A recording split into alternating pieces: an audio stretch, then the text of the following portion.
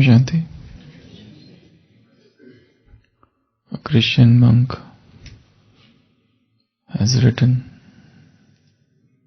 his life story, and in that he describes his initial years in the monastery. He said that when I was in the monastery, it was a rule that everyone has to stay in silence. That was the rule of the monastery. And he said that I spent one complete year in silence. And he described how that life was. Of course, there were no internet, social media, computers, laptops, mobiles at that time. And he said that that period of my life of complete silence was something that changed my life. Initially it was very difficult, but gradually, as I continued to maintain silence, first the outside voice was gone, and gradually the inside voice, the noise, the chatter was gone. And the only noise that we used to hear in the monastery was the chirping of birds, the voice of nature. And in that perfect silence, we continued our spiritual study, our meditation, and long periods of fasting. That gradually took us away from the consciousness of body and made us live in the world of spirits. So he mentioned that now I am no more in the monastery, but still I maintain that particular silence which I achieved there. Suppose I am writing something, and somebody comes, I go out, it's a postman, I receive the post, I say him thank you, I come back, but my silence is not broken. The silence is still there. I continued that inside silence. So silence is not something that means that one is not speaking. One is speaking, yet the words are not interfering in the inside silence. So silence is the imperative part of meditative life, contemplative life. And the more one tastes silence, gradually the world of noise loses interest. If one stays in silence for a long time, then gradually the desire to speak goes away. And even if somebody is speaking, it's just like a circle. One is situated here, and the speech is here, work is here, action is here, relationships are here, seva is here, duty is here, job is here, profession is here, worldly karmic accounts are here. One might be speaking, lecturing, doing many things, interacting with worldly people on the public sector, but yet is strongly grounded in silence within. This is just an outside affair. The moment that is finished, one returns back to that original silence. So silence is not absence of speech, but silence is an inner meditative stage. Inner stage of balance, inner stage of equipoise, where you can return at will. But To come to that stage, initial strong practice of silence is necessary. This is something we will call a post-graduation. But you will have to go through numerous stages before the mind becomes still. And the initial stages would be first 1 day silence. Gradually, you can in between practice 3 day silence, 7 weeks, 7 days silence, 21 days silence. The different practices to remain silent. And when I am saying silence here, it means gross silence, no words.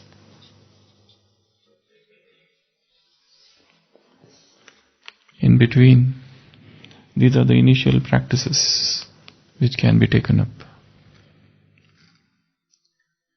One may have to retire from the public in between whenever one gets time. But without these initial practice, you cannot come to that stage when one is speaking also, at the same time silent within. So there should be in between such moments of silence. Mahatma Gandhi used to observe every Monday, as a day of silence. If you want, you can use silent language there. Baba talks about silence of the mind, which is an extremely higher stage. But then, these methods can help to reach that silence. And silence is the divine language. And silence is the language of yogi life. And silence is the language of spiritual life. And silence is the language of contemplative life. And recently Baba mentioned 3 different types of languages. What were they? Language of eyes. Second, bhavana, that remains untranslated. Bhavana cannot be translated in any language, just as dharma cannot be translated into English. In the similar manner, bhavana word cannot be translated into emotions or feelings. Third, thought. These 3 are the languages of yogi life. These 3 are the languages of spiritual life. It is not that one is not doing seva, but whilst doing seva, if the inner silence is getting lost, the overall accumulation of charity is very less.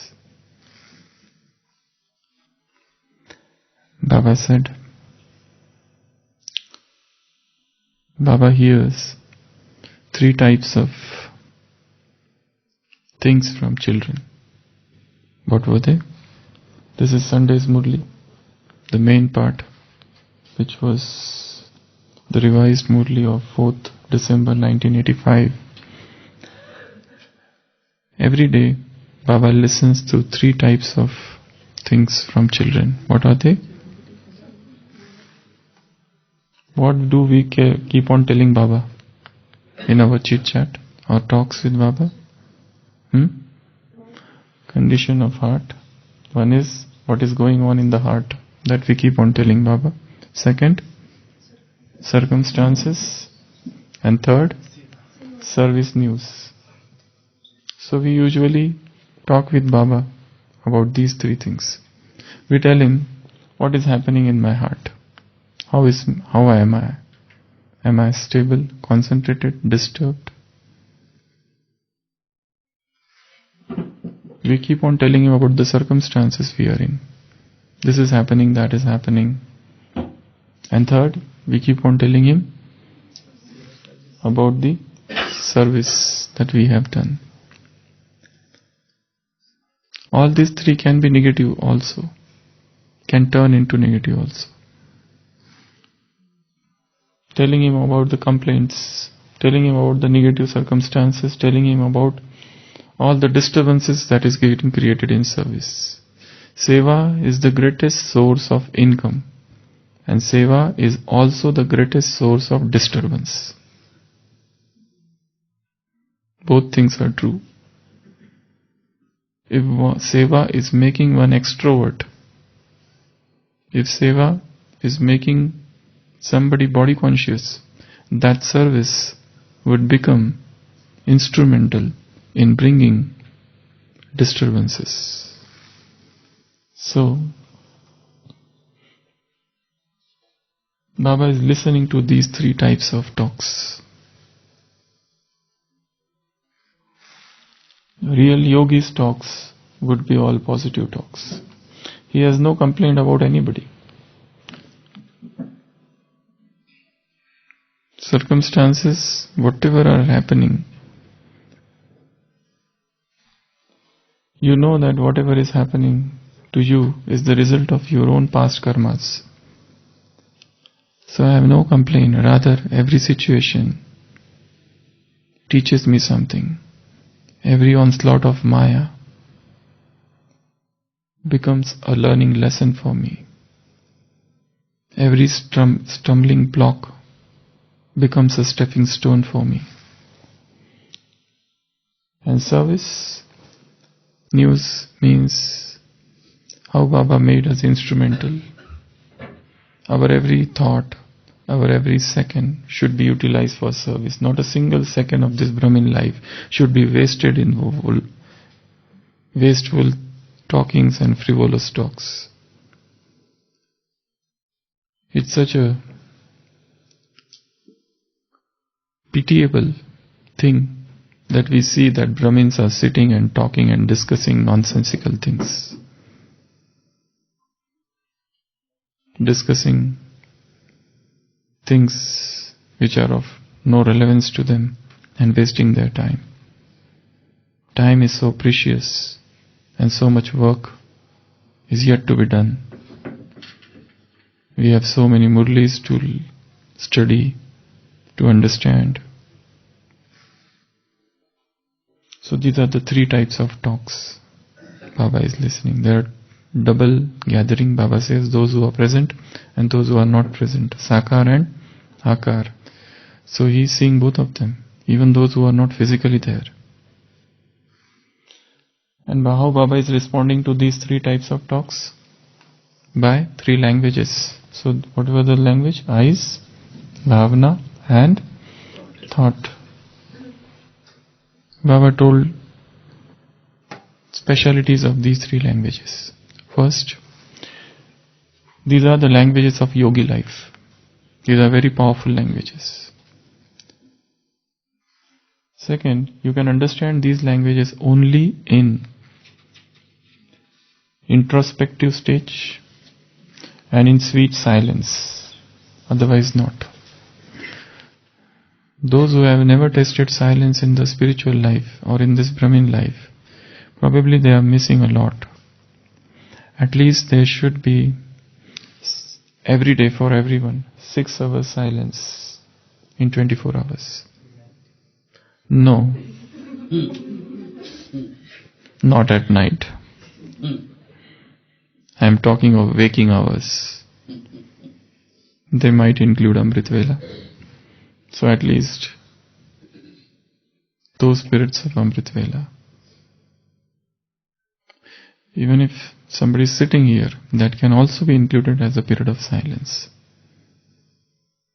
Because if one can maintain that inner solitude and silence, even listening can become an act of silence. Even speaking can be an act of silence. Because if one is speaking and you're detached and soul conscious, it's an act of silence. So these languages, they can be experienced only in the inner introspective stage and silence and solitude. Otherwise one cannot. And Baba said these are the three languages where you need to experience and make others experience in this Brahmin life. So these are the three things about these three languages. Other thing is, What are the benefits of these three languages? First, your time is saved. Second, mehnat, effort is less. And third, success is more. I have mentioned multiple times in the past also. I am again reiterating that. Mahatma Gandhi has written an article when he was the editor of the magazine Young India newspaper, probably 6th August 1920. He narrated his experience about South Africa. He said, once I visited a Trappist monastery. That's the name of the monastery, Trappist monastery in South Africa.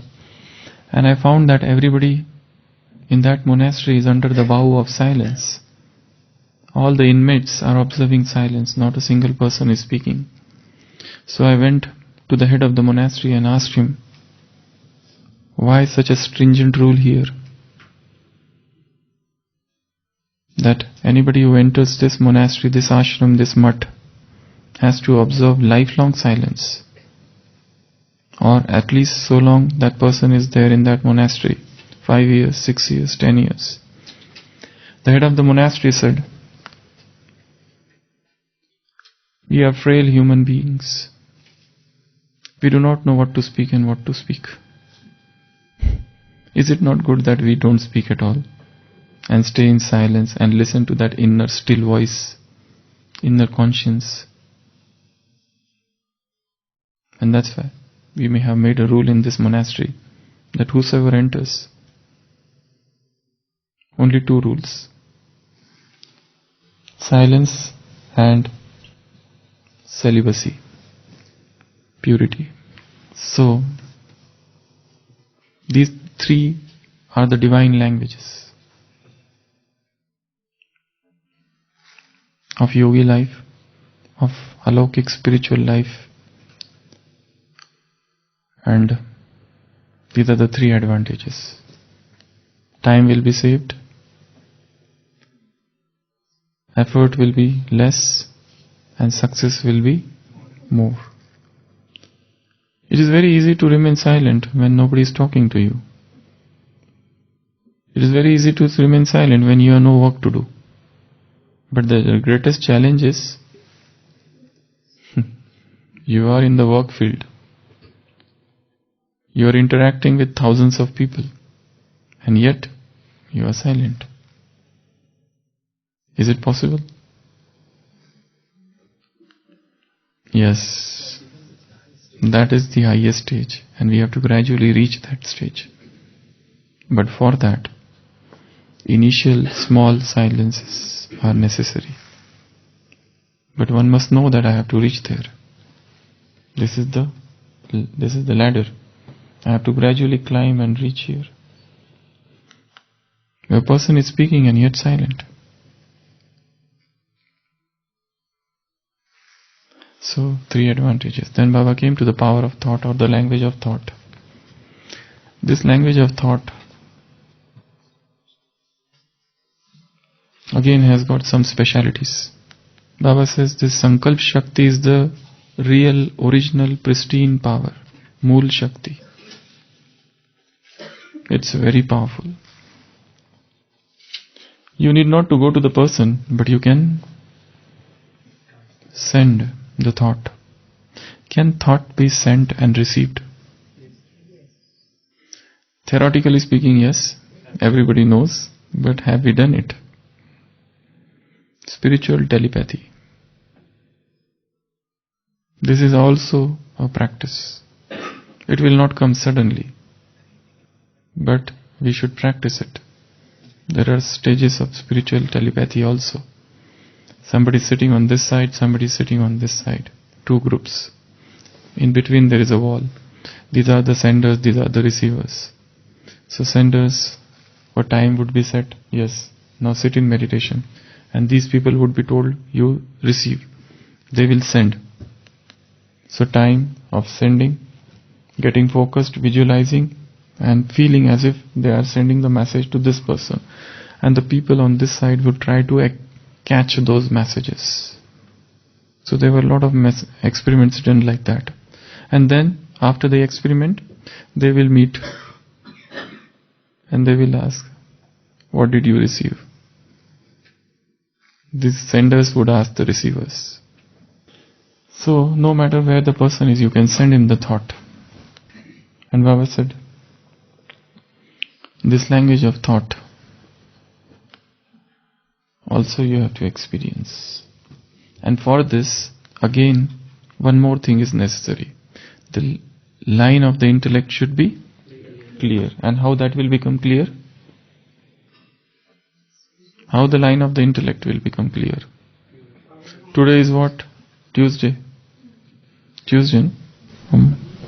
So, not far away. Recently this is Sunday's Murli. How the line of intellect will become clear? You remain busy in Baba, His knowledge and His seva. Remain busy in these three things. Mind should not get wander here and there. Minimal digital distractions. Mind should keep on contemplating Baba, His knowledge, His seva. Then that thing will happen. Now coming to the another part of the Murli, how to deal with karmic accounts. Three types of karmic account. One, man, buddhi, samman, sampark. Mind, some disturbances. Baba said waste is disturbance. Body, some diseases, some ailments, some physical maladies. And relationships. And how to deal with it? Keep the intellect, three things. Powerful, line clear, and burden free. The intellect should remain burden free, the line should remain clear, and third thing, it should become powerful. Buddhi bal, buddhi yog, yog bal, power of the intellect, yoga of the intellect. When the intellect is powerful, when the intellect's line is clear and intellect is clean, that time you can clear all the accounts. They will not appear to you as curds, but they become farz, your duties. And what we do, double boj, double burden. How? By creating waste thoughts. Already there is a karmic account and then you create waste thoughts. Why this happened? Why that happened? It should not have happened. Baba said keep the intellect light. When the intellect is light, it will give right decisions, and right decisions will lead to success. So whenever there is a strong karmic account with any person, any bodily account, or account arising out of waste thoughts, surrender the intellect. Get the intellect busy in churning knowledge, Baba, and service. This is such a practical point Baba told. Don't waste your time in thinking about this problem, persons. Forget everything, take the Murli, go in silence and start churning the Murli. Baba, knowledge and seva. That's it. Don't waste time in digital distractions. So how to deal with karmic accounts? Keeping the intellect strong. Buddhi bal. Make the intellect strong. How to make the intellect powerful? By churning. One. Then, how to make the intellect powerful? So that when the circumstances arise, suppose all of a sudden 10 people come and start blaming you. All of a sudden 2 people come and they start abusing you, opposing you, criticizing you, blaming you, casting aspersions on you, making you a butt of laughter. How to deal with such difficult situations? Somebody comes and insults, public insults. But crying and saying, Baba, Baba, come. You have to make the intellect powerful. Do not create waste thoughts that time. This is very important. When Mahatma Buddha was walking, suddenly a man comes and starts abusing him. He says, I am going to the other village. I'll come back and then I'll talk with you. Until that time, I don't accept what you have given. Had you come to me 10 years back, I would have given you tit for tat. But now it's too late for you. It's too late. Now I'm reached another stage of consciousness. I cannot give you the same what you gave to me. I reject what you give to me.